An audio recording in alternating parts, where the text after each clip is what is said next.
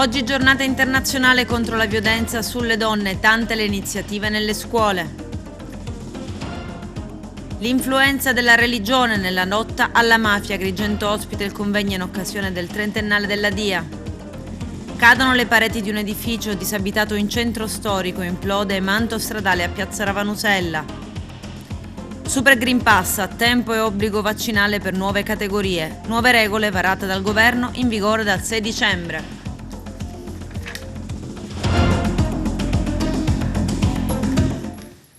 Bentrovati gentili telespettatori al nostro appuntamento con l'informazione, apertura dedicata oggi al 25 novembre, giornata internazionale contro la violenza sulle donne. Ci siamo occupati di tante iniziative organizzate da scuole, movimenti e associazioni che hanno coinvolto gli alunni e le istituzioni. Ci sono i servizi. Un momento importante oggi alla scuola Rizzo, giornata sicuramente di livello nazionale, internazionale, oggi per parlare alle donne delle problematiche femminicide. Ecco, anche la vostra scuola organizza delle iniziative in tal senso. Le iniziative sono 3 organizzate alla nostra scuola. La prima ha avuto il via ieri e ha avuto come protagonisti i ragazzi che si sono esibiti in performance, canti e riflessioni sul tema appunto che tragicamente colpisce ancora la donna, la violenza appunto. Oggi è un convegno con ospiti delle voci veramente autorevoli, delle testimonianze anche molto forti. Sono circa i 10 relatori che interverranno. Abbiamo cercato di dare diversi angoli di osservazione. Partiremo proprio con la violenza sulla donna, quindi sentiremo gli attori, le persone che nel nostro territorio si adoperano per fronteggiare questo triste fenomeno, ma subito dopo passeremo un po' al livello internazionale, quindi daremo uno sguardo su tutto il territorio internazionale e infine però ci piace anche essere fiduciosi che effettivamente l'obiettivo di raggiungere pari opportunità e di eliminare definitivamente la violenza di genere sarà raggiunto e quindi alla fine sentiremo la testimonianza di scuole di politica, di scuole di pari opportunità, le associazioni che comunque lanciano dei messaggi assolutamente di fiducia perché questo fenomeno venga veramente eliminato. Un giorno importante, anche la partecipazione della politica è necessaria anche per un saluto istituzionale, per una nuova amministrazione che sicuramente darà un segnale forte verso questo tema importante. Quale? Sì, noi siamo stati felicissimi, abbiamo accolto volentieri l'invito da parte della dirigente Cancarossa. Pensiamo che la scuola oggi ha un compito veramente importante, quello di formare i nostri ragazzi, i nostri giovani, e l'input fondamentale è la parità di genere. Soprattutto cercare di evitare situazioni spiacevoli che spesso si verificano soprattutto nei piccoli centri e come sappiamo col Covid sono tanto aumentati. Dobbiamo far capire ai nostri ragazzi che è fondamentale e civile utilizzare le parole, quindi il dialogo e non le mani.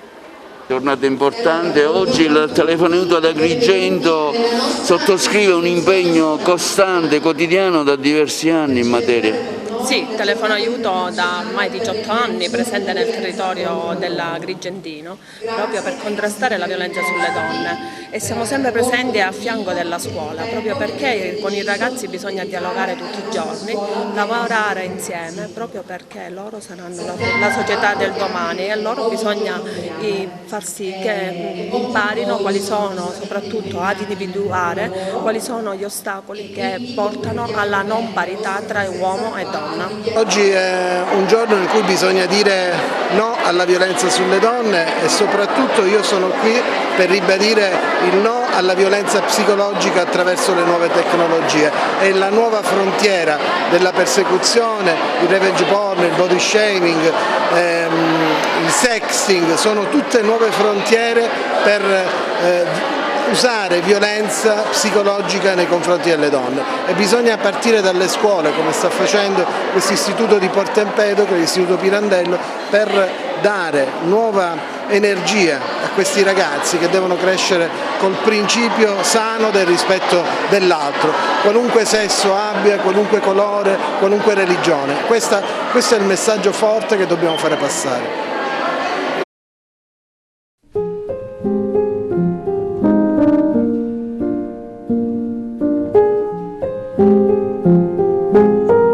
Il cambiamento culturale passa dai giovani e la scuola educa al rispetto, un messaggio che l'Istituto Odierna di Palma di Montechiaro ha concretizzato con un appuntamento tematico.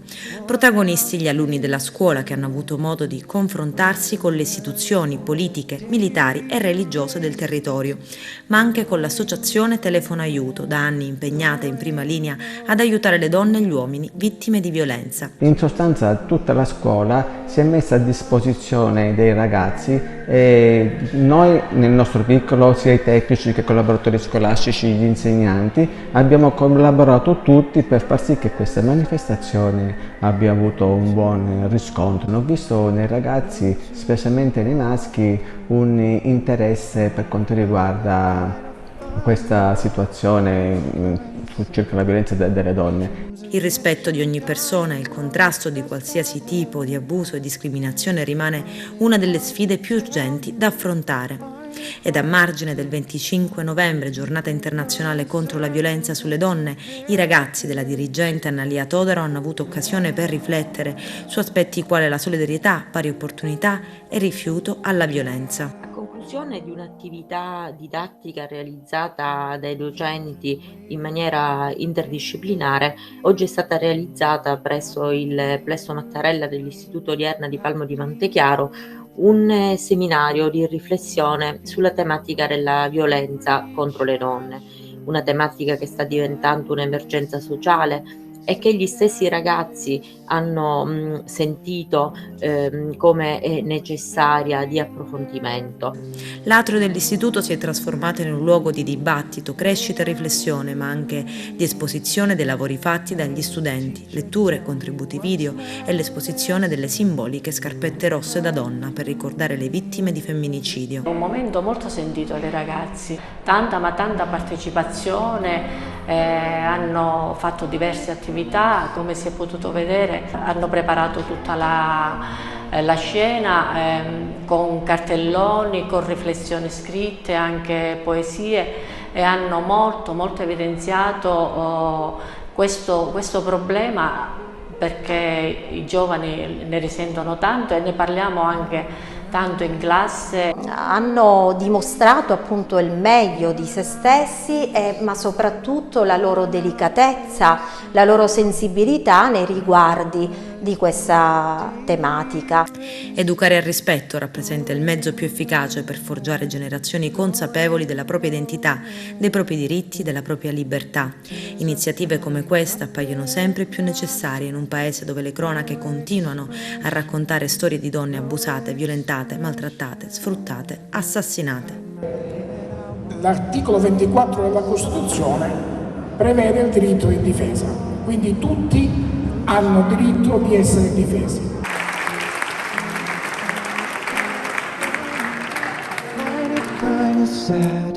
The dreams in which I'm dying are the best I've ever had. I find it hard to tell you, I find it hard to take. When people run in circles, it's a very, very mad world.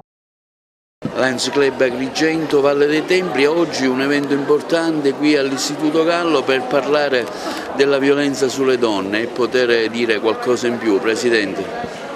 Sì, oggi 25 novembre il nostro club Agrigento Valle dei Templi presso l'Istituto Gallo celebra questa giornata così delicata, dedicata alla forma di violenza di genere che peraltro continua ad essere molto diffusa, e il nostro service oggi ha l'obiettivo di continuare a sensibilizzare i giovani verso queste tematiche, perché soprattutto questa tipologia di violenza può essere sradicata con una formazione, con una educazione che diventa prevenzione, e noi oggi, grazie alla presenza di illustri ospiti, riusciremo in qualche modo a coinvolgere questa giovane platea che comunque interagirà con dei canti, con dei balli, con dei pensieri e con delle riflessioni, e quindi noi Lions tra i giovani per sensibilizzare a tematiche delicate come quella di oggi, la violenza contro le donne. L'Istituto Gallo è organizzatrice anche di questo evento importante con il Lions Club Agrigento Valle dei Templi in un giorno, oggi 25 novembre. Ecco, voi lavorate anche quotidianamente per dare degli input anche agli alunni? Sì, oggi è una giornata straordinaria perché oggi in Italia e anche nel mondo si celebra la giornata della difesa della donna. La donna che nella notte dei tempi è stata sempre succube di una figura maschile che il tempo ha reso padrone. Quest'anno noi abbiamo avuto in Italia oltre 100 omicidi, femminicidi per la violenza dell'uomo, quegli uomini che avevano dichiarato di prendersi cura delle donne. Noi perché facciamo e celebriamo questa giornata all'Istituto Gallo assieme al Lions Club di Agrigento e assieme anche ad esperti del settore che ci danno l'opportunità di inculcare nei nostri ragazzi, tutti, sia le donne che i maschietti, che non c'è un padrone nella vita, ma ci sono delle situazioni in cui tutto può essere chiarito, tutto può essere portato nei termini della discussione. E se nei ragazzi già nella scuola viene acquisita questa competenza, la competenza del vivere sociale, del saper vivere, di essere un cittadino, e allora significa che noi come scuola abbiamo lavorato per il successo formativo dei nostri ragazzi. Allora, quanto è importante oggi la presenza del vostro corpo che opera e lavora in un tessuto sicuramente molto difficile sul tema della violenza alle donne? Beh, sicuramente anche noi ce ne occupiamo, abbiamo la gestione del reo per questa tipologia di reati ed è una gestione assolutamente particolare. In Italia sono stati commessi solo quest'anno oltre 100 femminicidi, quindi uno ogni 3 giorni, ed è un dato grave, importante.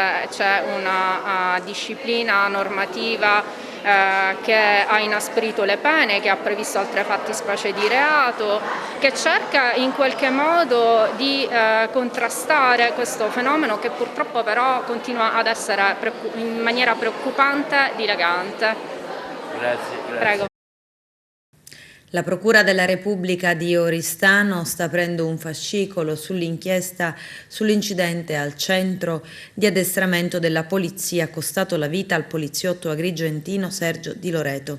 L'assistente capo della polizia, 48 anni, di Agrigento, è stato raggiunto da un proiettile al termine di un corso di esercitazione di tiro. Domani è stata fissata l'autopsia sulla salma del poliziotto che sarà eseguita nel Policlinico di Cagliari. Ieri sull'isola sono arrivati anche i familiari di Sergio Di Loreto provenienti dalla Sicilia, sua terra d'origine. L'ipotesi investigativa più accreditata è quella di un colpo di pistola partito accidentalmente dalla pistola di un collega dell'agente che potrebbe essere iscritto nel registro degli indagati per omicidio colposo. Il poliziotto in servizio nella penisola, dalla cui arma sarebbe partito lo sparo, si trova in Sardegna e sarebbe molto provato dall'accaduto.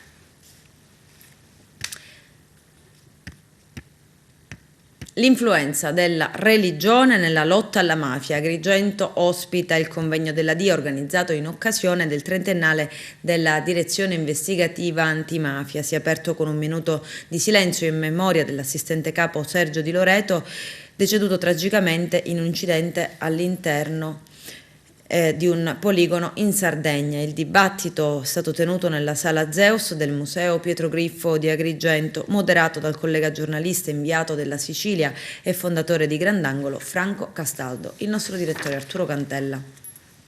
Nell'ambito del 30ennale della fondazione della DIA, Direzione Investigativa Antimafia, si è svolto oggi ad Agrigento un interessante convegno dal tema l'influenza della religione nella lotta alla mafia, che ha accompagnato negli eventi anche l'inaugurazione della mostra fotografica recante i momenti più salienti della storia della DIA dalla sua fondazione ai giorni nostri. A moderare l'incontro il collega Franco Castaldo, tra i relatori il direttore della DIA Maurizio Vallone, il procuratore della Repubblica di Agrigento Patronaggio, Monsignor Alessandro Damiano, vescovo della città, il capo dipartimento ufficio immigrazione del Ministero degli Interni di Bari, il vice direttore amministrativo della DIA Antonio Basilicata, presidente dell'Accademia Pontificia Mariana Stefano Cecchin. Prima dei saluti di rito un minuto di silenzio è stato fatto in memoria del poliziotto tragicamente ucciso per un incidente in Sardegna durante un'esercitazione, l'agrigentino Sergio Di Loreto. Quindi saluti del direttore del parco Roberto Sciarratta e del prefetto Maria Rita Cocciufa.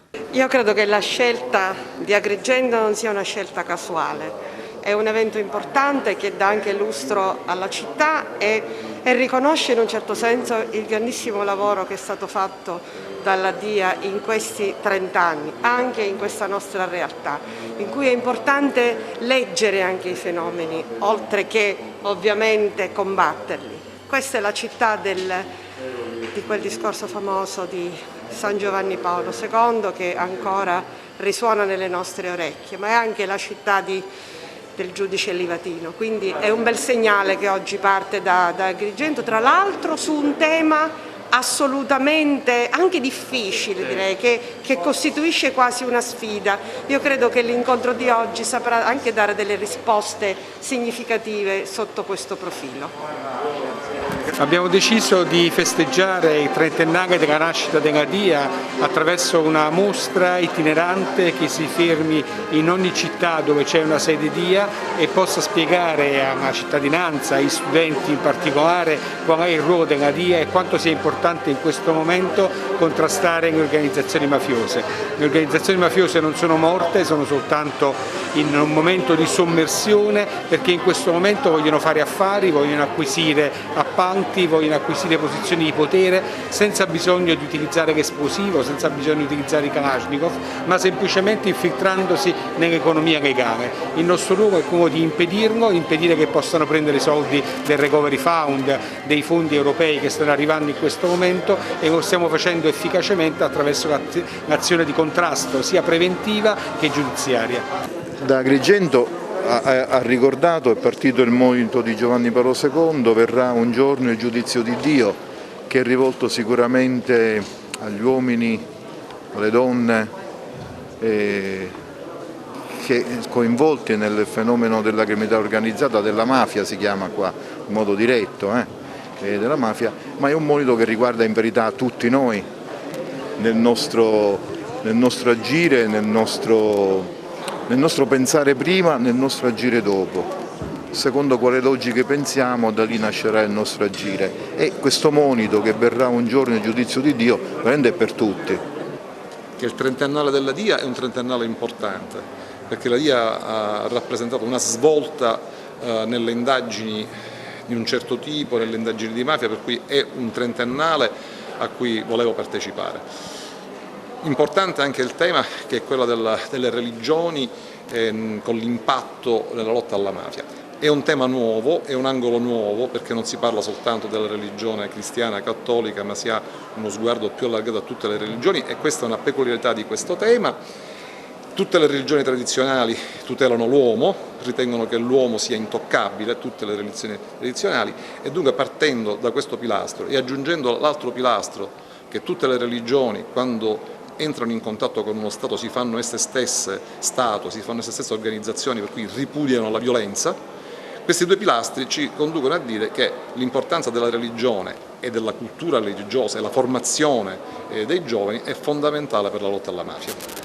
È una occasione importante, il trentennale della DIA, che oggi ad Agrigento celebra con un convegno importante. Il tema è l'influenza della mafia e delle religioni nella lotta alla mafia e non è una scelta casuale quella di averla fatta ad Agrigento, perché ad Agrigento, lo ricorderete, c'è stato l'anatema di Papa Giovanni Paolo II, famoso convertitevi, rivolto ai mafiosi, e quindi è un'occasione di doppia importanza per il tema trattato e perché viene trattato proprio ad Agrigento, perché da quel giorno è certamente cambiato il modo di intendere la lotta alla mafia, è cambiato con azioni propositive, con azioni di sdegno e di ferma condanna.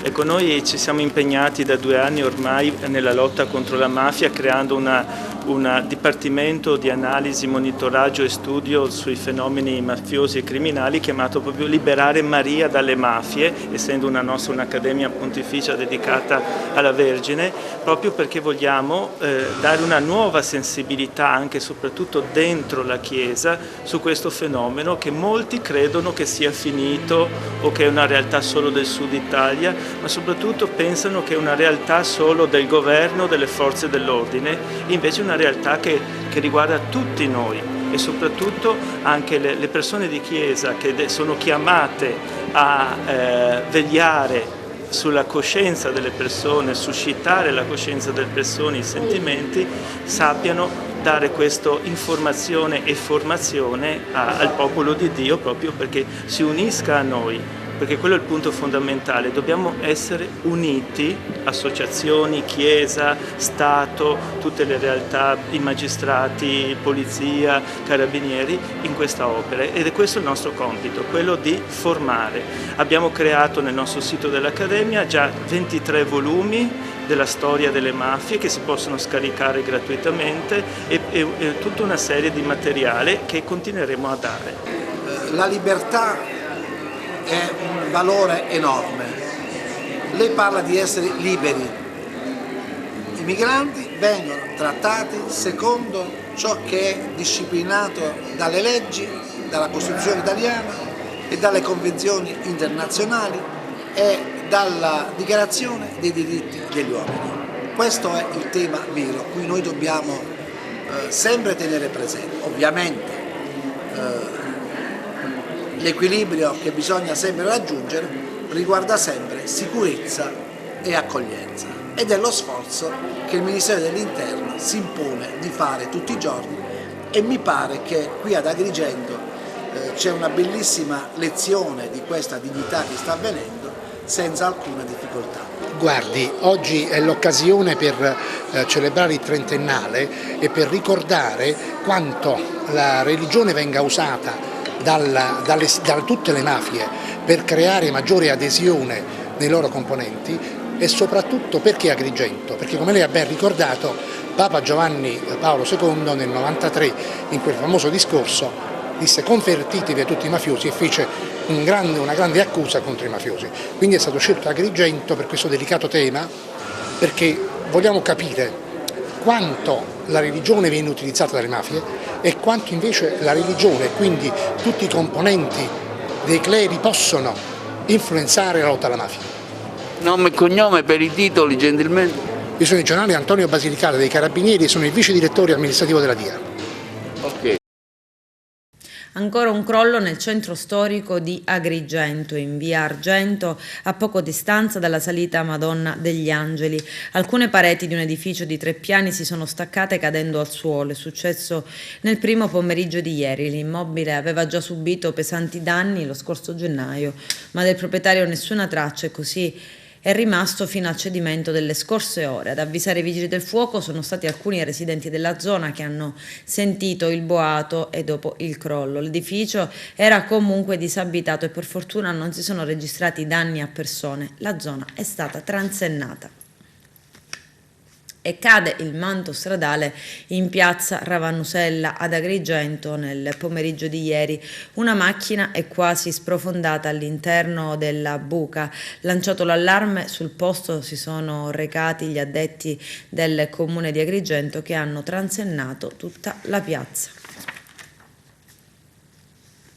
I finanzieri del Comando Provinciale della Guardia di Finanza di Caltanissetta hanno effettuato un importante sequestro di 1,2 kg di sostanza stupefacente sintetica del tipo MDMA al terminal bus del capoluogo nisseno nel corso di un servizio finalizzato al contrasto del traffico di sostanze stupefacenti. I militari del dipendente gruppo di Caltanissetta hanno individuato 2 bagagli sull'autobus proveniente da Roma, al cui interno era debitamente occultata la droga sintetica in un contenitore appositamente sigillato per eludere eventuali controlli cinofili. Le successive indagini disposte dalla locale Procura della Repubblica hanno consentito di risalire al corriere, che è stato individuato in un cittadino di origini asiatiche di 45 anni incensurato, che nell'immediatezza dei fatti aveva già raggiunto il proprio domicilio sito in un comune del Palermitano. Sono tuttora in corso ulteriori accertamenti al fine di delineare in maniera compiuta la tratta, che allo stato attuale sembrerebbe avere carattere quantomeno nazionale. La sostanza sequestrata dai finanzieri, denominata MDMA, rappresenta uno dei più diffusi stupefacenti che viene assunto generalmente sotto forma di pastiglia disciolta in liquidi o meno comunemente fumata. L'abuso può comportare rischi permanenti per la salute, sia fisica che cerebrale, con evidenze sperimentali di neurotossicità. Qualora immessa in commercio, avrebbe consentito la preparazione di oltre 25.000 pasticche per un valore superiore ai 500.000 euro.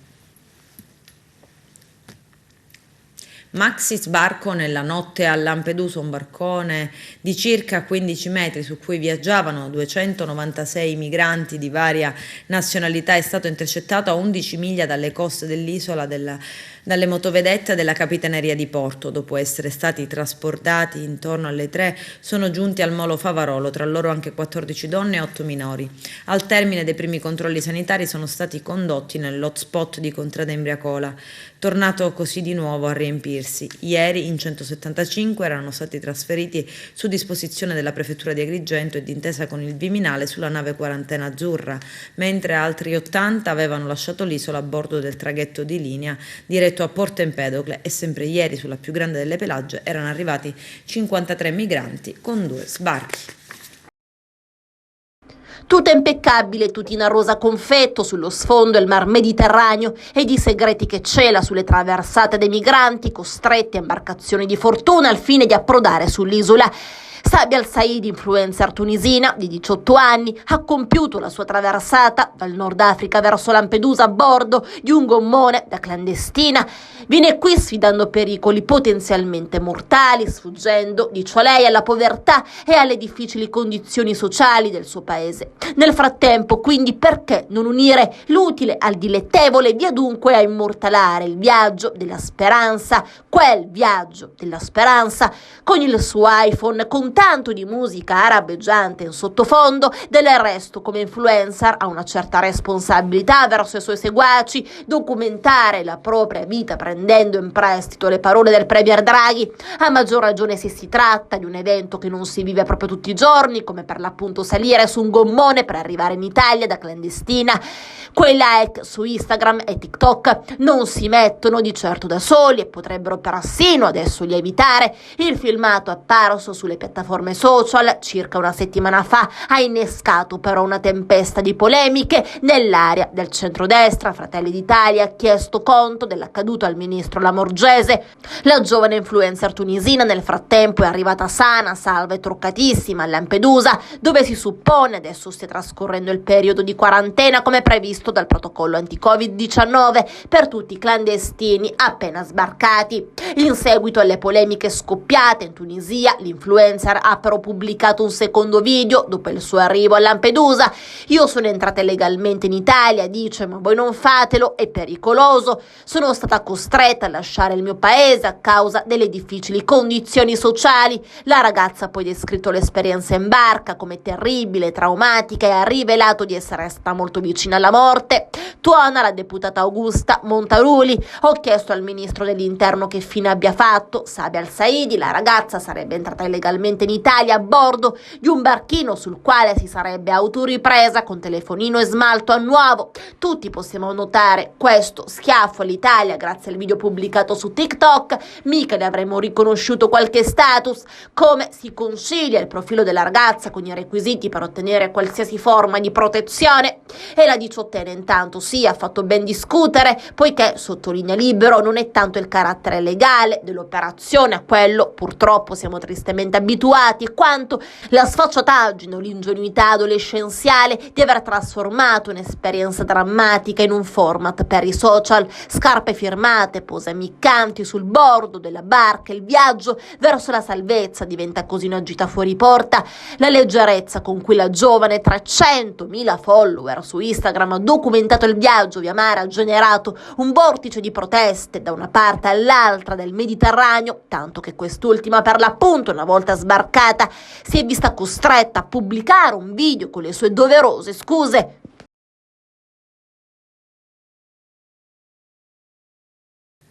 Omelie Novax diffuse attraverso una pagina social e bufera sul prete dell'ospedale di Sant'Agata Militello che parla di pandemia pianificata dai potenti del mondo. C'è il servizio. È finito anche sui media nazionali Don Giuseppe, giovane cappellano dell'ospedale di Sant'Agata, che avrebbe manifestato la sua contrarietà al vaccino contro il Covid-19. Secondo quanto si apprende dal quotidiano La Stampa, il sacerdote non si sarebbe sottoposto al vaccino e lo avrebbe messo anche nero su bianco in una lettera inviata alla direzione dell'ospedale, spiegando che si sottoporrà al tampone ogni 48 ore come previsto dalle norme. Uso la mascherina FFP2, igienizzo le mani di continuo, racconta il cappellano, che non vuole essere definito prete Novax, mentre il governo vara misure più restrittive per bloccare la pandemia e si cerca in tutti i modi di aumentare la quota di vaccinati. Da Sant'Agata Militello, comune del Messinese, si apre così una nuova polemica che divide tra favorevoli e contrari al vaccino. Proprio molto rispetto delle idee altrui, quindi anche di quelle di un parroco che è un uomo e quindi si può esprimere, può coltivare le proprie convinzioni. Però è chiaro che quando l'amministrazione in questi 2 anni di Covid si è impegnata a promuovere la campagna di vaccinazione, a promuovere tutte le linee guida che sono venute dal governo, le norme, le leggi, le regole, è chiaro che come rappresentante della comunità devo prendere le distanze soprattutto perché un parroco che è autorevole, fra l'altro il parroco dell'ospedale di Sant'Agata, quindi ha anche una sua funzione simbolica, è chiaro che la cosa ci preoccupa perché remiamo in senso diverso, quindi nel rispetto, ripeto, delle convinzioni di padre Giuseppe, che come uomo e come parroco è stimato da tutti, anche da noi, però è chiaro che noi come amministrazione, proprio per un fatto di coerenza, dobbiamo prendere le distanze e possibilmente, se potesse evitare di fare questo tipo di prediche, sarebbe meglio, perché ci renderebbe la vita più facile. Adesso c'è la pubblicità, a tra poco vi aspetto. Coronavirus e Super Green Pass, cosa cambia? Terza dose, estensione dell'obbligo del vaccino a nuove categorie, istituzione del Super Green Pass a partire dal 6 dicembre, rafforzamento dei controlli. Sono questi i 4 ambiti di intervento previsti nel decreto legge varato ieri, che detta misure urgenti per evitare che la pandemia dilaghi e il Paese si fermi. I dettagli nel servizio. Il nuovo decreto legge sul Covid prevede di estendere l'obbligo vaccinale alla terza dose per i sanitari a decorrere dal 15 dicembre prossimo e con esclusione della possibilità di essere adibiti a mansioni diverse.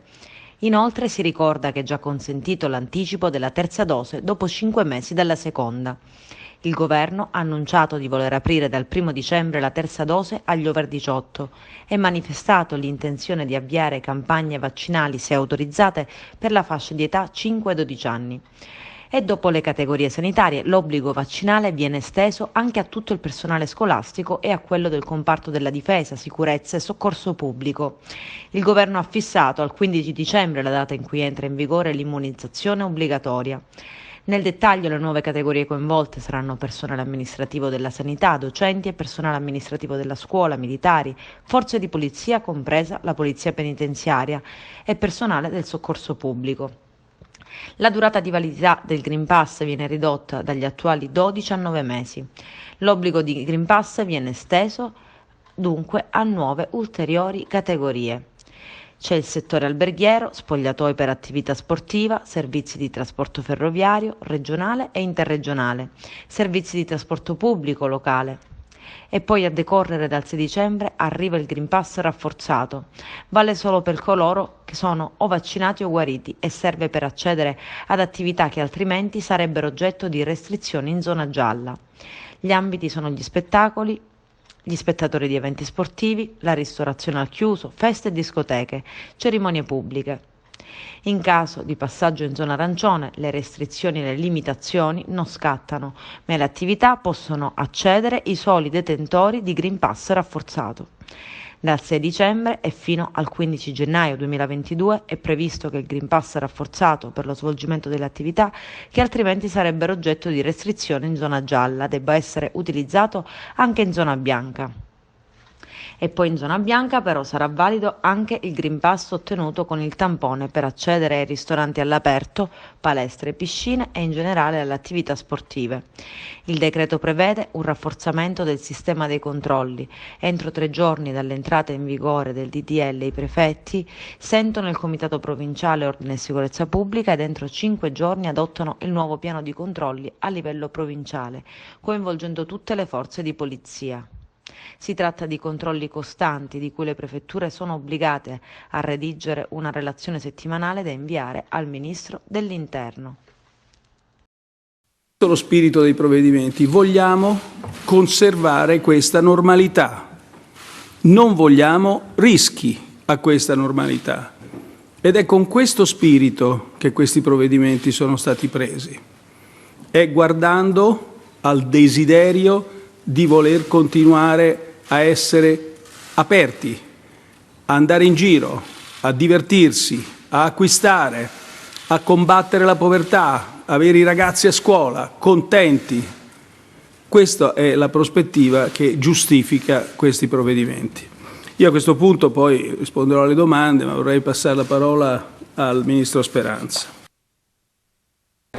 La situazione attuale è che grazie a 2 opportuni provvedimenti presi dal Governo, in cui ci permette di anticipare a 5 mesi l'intervallo alla seconda dose e di scendere ulteriormente la fascia di età e quindi arrivare da 40 in su a poter vaccinare tutti quelli nel target, stiamo aumentando di molto le nostre vaccinazioni. All'hub già viaggiamo su 1400-1500 vaccinazioni con una nota positiva, estremamente positiva, cioè che ci sono anche molte prime dosi. Gli hub non hanno chiuso, cioè né gli hub periferici né gli hub degli ospedali. È stata indicata dalla Regione una opportuna, a mio avviso, rimodulazione che riguardava 2 aspetti fondamentali: cercare di contenere le spese e quindi un minore ricorso alle prestazioni aggiuntive e soprattutto cercare di utilizzare medici che non sono impegnati in prima linea nelle attività chirurgiche delle patologie non Covid, perché adesso i nostri ospedali hanno la necessità di dover fronteggiare la patologia non Covid in un momento in cui il Covid ci sta facendo respirare. Non cambi nulla ammesso che lo stato di emergenza finisca, perché è possibile una proroga dello stato di emergenza. Le attività sanitarie che sono state messe in campo comunque dovranno continuare, io non so se continueranno in regime ordinario o in un regime di uno stato di emergenza, questo deciderà il Governo nazionale, noi siamo qua.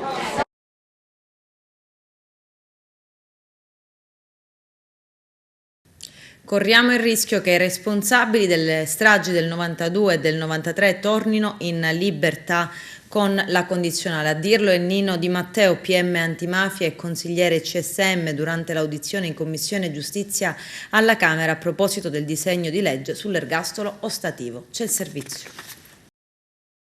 Corriamo il rischio che i responsabili delle stragi del 92 e 93 tornino in libertà con la condizionale proprio in virtù dell'applicazione della sentenza, della consulta e della legge che state predisponendo. A dirlo è Nino Di Matteo, PM antimafia e consigliere del CSM durante l'audizione in Commissione Giustizia alla Camera a proposito del disegno di legge sul superamento dell'ergastolo ostativo, il cui testo base è stato adottato il 17 novembre scorso e sul quale siamo ampiamente intervenuti. Secondo il magistrato, la modifica di proposta è una sostanziale abolizione della norma che vieta di concedere benefici carcerari e liberazione anticipata ai boss che non collaborano con la giustizia, dichiarata illegittima dalla Corte Costituzionale che ha concesso al Parlamento un anno di tempo per riformarla. Il DDL, avverte Di Matteo, avrà un effetto deflattivo sulle collaborazioni di livello con la giustizia degli uomini d'onore, perché di fatto è venuta meno la differenza di trattamento tra i riducibili stragisti e chi collabora. L'obiettivo primario dei vertici di Cosa Nostra è da sempre l'abolizione dell'ergastolo. Ha concluso ancora: il rischio che si corre è che chi ha fatto le stragi per ricattare lo Stato ottenga ora l'obiettivo che ha perseguito. Nel merito del testo in discussione, frutto della riunione di 3 proposte a firma del Movimento 5 Stelle, PD e Fratelli d'Italia, il consigliere CSM ha espresso perplessità sulla norma che richiede ai condannati, per ottenere beneficio, dimostrare l'integrale adempimento delle obbligazioni civili e delle riparazioni pecuniarie derivanti dal reato, l'assoluta impossibilità di tale adempimento. Secondo Di Matteo sarà facile per il mafioso condannato dimostrare di non essere nelle condizioni economiche di risarcire danni, quindi la previsione si rivelerà priva di effetti pratici. Nel DDL, ha poi sottolineato, manca la previsione che sarebbe opportuna della specifica attribuzione di competenze a un unico tribunale di sorveglianza, che potrebbe essere quello di Roma. Preoccupa invece la frammentazione delle competenze, che potrebbe produrre effetti pericolosi sotto il profilo della sicurezza dei giudici di sorveglianza chiamati a decidere. Più si frammenta, più aumentano i rischi di condizionamenti impropri o poi di ritorsioni nei confronti degli stessi giudici. L'accentramento della competenza era previsto nel disegno di legge a firma dell'ex sottosegretario alla giustizia Vittorio Ferraresi, Movimento 5 Stelle, poi assorbito nel nuovo testo. Si tratta di un intervento fondamentale in chiave di efficientamento del sistema e di garanzia per i magistrati chiamati a decidere. Siamo convinti della necessità di adottare questo meccanismo e le parole di Di Matteo confermano quanto abbiamo sempre sostenuto, scrivono in una nota i deputati Movimento 5 Stelle in commissione. Applaude alle parole del PM Andrea Del Mastro, delle Vedove, primo firmatario della proposta di Fratelli d'Italia, l'unico partito che non ha votato a favore dell'adozione del testo base. Il Parlamento non si nasconda dietro incomprensibili e mal metabolizzati principi sulla funzione rieducativa della pena che comporterebbero la sconfitta dello Stato contro la mafia. In audizione in Commissione Giustizia alla Camera a proposito del disegno di legge in discussione, il PM antimafia e consigliere CSM dell'allarme. Adesso invece occorre vedere cosa accadrà in seguito. Cellulari ai detenuti del Lucciardone grazie all'agente corrotto. Arrivano 5 condanne. I telefonini nascosti all'interno dei panini, patate, sarebbero stati lasciati nel cortile del penitenziario. Per averne uno sarebbero bastati 500 euro. Paghi e qui entra qualsiasi cosa, dicevano nelle intercettazioni. La pena più alta è di 8 anni a uno dei carcerati che avrebbe usufruito degli apparecchi. C'è il servizio. Paghi la guardia e ti entra qualsiasi cosa. Sarebbe stato questo il meccanismo all'interno del carcere Ucciardone, dove alcuni detenuti sarebbero riusciti ad avere a disposizione dei telefoni cellulari e sarebbe entrata anche della droga. Adesso il GUP Marco Gaeta ha inflitto 5 condanne con il rito abbreviato ad altrettante persone che erano state arrestate nell'ottobre del 2020. Il giudice ha accolto le richieste del procuratore aggiunto Sergio De Montis e del sostituto Andrea Fusco e nello specifico ha condannato l'agente della polizia penitenziaria Giuseppe Scafidi a 3 anni, Fabrizio 3, Re la moglie Teresa Altieri. rispettivamente a 8 anni e a 4 anni, Rosario Di Fiore a 6 e James Burgio a 2 anni. A scendere nei dettagli sono i colleghi di Palermo Today. Secondo la ricostruzione dell'accusa vi sarebbe stato un patto tra tre re, la moglie Di Fiore e l'agente per avere cellulare in cambio di 500 euro, una circostanza che Scafidi aveva poi ammesso, sentito dagli inquirenti il 19 aprile del 2020. Sono stato contattato, ha raccontato, da un mio conoscente, Rosario Di Fiore, detto Saro di Pallavicino, che mi ha detto che era venuta a conoscenza della mia disponibilità ad entrare telefoni e che ci saremmo dovuti recare nella piazza dell'Acquasanta per incontrare una terza persona per ricevere cellulari da far entrare. Un fenomeno, quello dei telefonini all'interno delle carceri, molto diffuso, e quanto scoperto a Luciardone sarebbe soltanto la punta di un iceberg. Il GIP, per Giorgio Morosini, nell'ordinanza di custodia cautelare, aveva stigmatizzato come la disponibilità di un telefono cellulare durante il periodo di detenzione funzionale a obiettivi criminali e a coltivare la supremazia nell'ambito dei rapporti carcerari, perché quella disponibilità permette al detenuto, di fatto, di mantenere contatti e rapporti con il proprio ambiente esterno di provenienza e persino di continuare ad impartire disposizioni criminose da eseguire al di fuori della struttura carceraria, con ricadute assai negative sia sulla praticabilità dei percorsi rieducativi, ove si tratti di condannati definitivi, sia per il soddisfacimento di eventuali esigenze cautelari per i cosiddetti non definitivi, sia in generale per l'ordine pubblico. I cellulari, come ha ricostruito durante le indagini, sarebbero stati nascosti nei panini, all'interno delle suole delle scarpe e persino nelle patate prima di essere lanciati nel cortile del carcere borbonico. Messina, la DIA confisca beni all'armiere del clan Giostra. C'è il servizio. La direzione investigativa antimafia ha eseguito un decreto di confisca emesso dal Tribunale di Messina, sezione di misure di prevenzione, che ha colpito 2 immobili nella disponibilità di soggetto ritenuto affiliato all'associazione mafiosa operante nella zona nord della città dello Stretto. La misura ablativa scaturisce da un'articolata indagine economico-finanziaria svolta dagli operatori della DIA, coordinata dalla Procura della Repubblica di Messina, culminata nella proposta di applicazione di misura di prevenzione patrimoniale a firma congiunta del direttore della DIA e del procuratore della direzione distrettuale antimafia di Messina, dottor Maurizio De Lucia. Nell'ambito dell'associazione mafiosa di riferimento, l'indagato avrebbe avuto, secondo gli investigatori, un ruolo apicale. Forte di un solido rapporto fiduciario col capoclan, gli veniva affidata la detenzione e custodia delle armi da fuoco dello stesso clan e gli veniva ritagliato un ruolo di primo piano, quale addetto anche alle estorsioni, come dimostra il suo coinvolgimento nell'episodio estorsivo condotto ai danni di un imprenditore minacciato affinché non partecipasse alle procedure per l'affidamento di una struttura turistico-balneare in località Mortelle, sulla quale il clan aveva indirizzato i propri interessi. A riprova della stretta affiliazione del proposto negli affari dell'associazione mafiosa, nell'aprile del 2020 il Tribunale di Messina lo ha condannato alla pena di 19 anni di reclusione.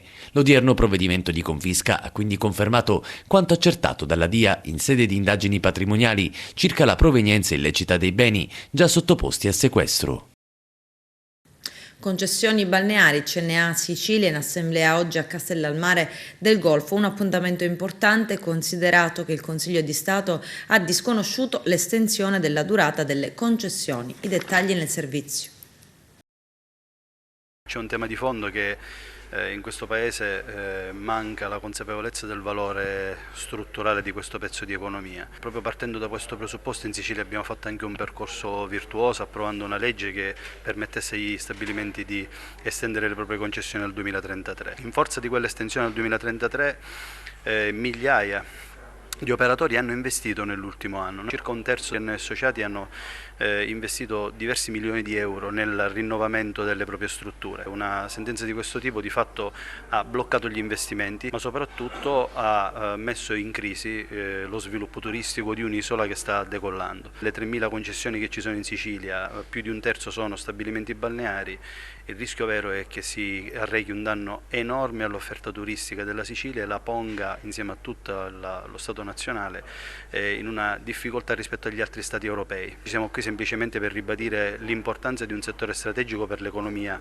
siciliana e ovviamente per stabilire un principio: non si può dare un orizzonte temporale così ridotto, è un'invasione di campo del Consiglio di Stato su quello che è il ruolo del legislatore nazionale. Cercheremo in Sicilia di dare una spinta a quello che deve essere un'azione importante a sostegno di una categoria. Tendenzialmente tutta la Sicilia ha la presenza di stabilimenti balneari, probabilmente Palermo, Catania, per una questione anche di estensione, hanno più stabilimenti. La verità è che tutte le imprese balneari sono imprese familiari, sono stabilimenti di piccola taglia e che non occupano più del 50% della costa in Sicilia, quindi non si comprende in termini di concorrenza quale dovrebbe essere l'impatto di tutte queste concessioni rispetto a un mercato che ancora oggi è libero. Massima disponibilità a discutere, ma non si può non partire dal fatto che questo è un pezzo dell'economia che va tutelato. Delle multinazionali che vogliono invadere il campo, impadronirsi di ciò che di preziosi abbiamo, le coste e il mare. Più che pensarci, questa è una realtà, perché poi è chiaro che nel momento in cui si arriva a queste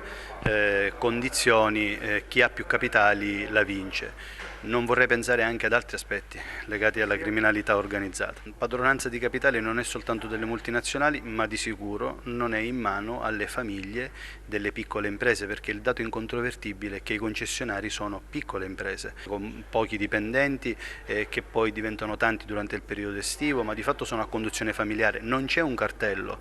Le 30.000 concessioni italiane, le 3.000 siciliane non sono sotto l'egida di 3 o 4 soggetti, ma sono sotto l'egida di 30.000 in Italia e di 3.000 soggetti in Sicilia, quindi non si capisce realmente l'elemento concorrenziale come si possa andare a intaccare. La vicenda sui canoni è una vicenda plastica, i balneari non si sono mai opposti da un momento del canone e non è neanche vero che si paga poco, perché ci sono stabilimenti che pagano troppo e stabilimenti che pagano troppo poco, quindi c'è anche una questione di armonizzazione dei canoni. Girandoci intorno e guardando la dinamica che c'è dietro gli stabilimenti balneari non riusciamo a comprendere perché debbano essere additati come sfruttatori del bene comune. Sono una risorsa, sono quelli che riescono a far venire il turismo balneare in Sicilia, che sappiamo essere quello più importante, e quindi come tali vanno trattati. E sono anche un presidio per la costa, queste persone che puliscono gli arenili, che garantiscono il salvataggio dei bagnanti anche nella spiaggia libera, dove i comuni, ai noi, non permettono di garantire quel servizio. Oggettivamente, qual è l'elemento distonico in tutto questo, se non il fatto che bisogna in ogni caso veramente tutelare un pezzo dell'economia?